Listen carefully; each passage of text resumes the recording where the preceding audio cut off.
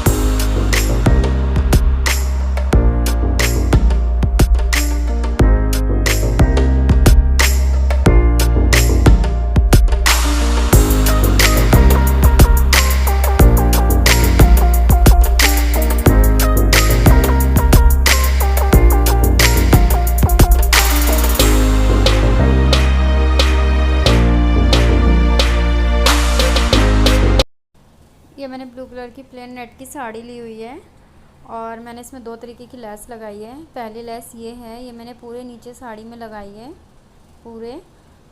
और ये second less है, इसको मैंने सिर्फ पल्ले के जो नीचे है वहाँ लगाई है। इसकी बेल्ट बनाई है और बाजू में लगाई है।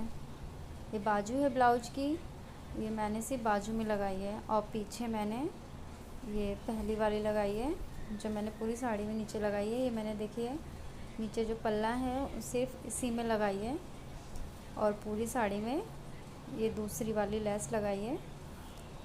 इसको मैंने कम यूज़ किया है, चौड़ी लेस को, और पतली वाली को ज़्यादा। ये देखिए बेल्ट मैंने अपनी कमर के हिसाब से बनाई है, इसमें लटकन लगा के। और ये ब्लाउज भी मैंने रेडी कर लिया है और ये साड़ी भी रेडी है। Thank you for watching friends. Thank you so much.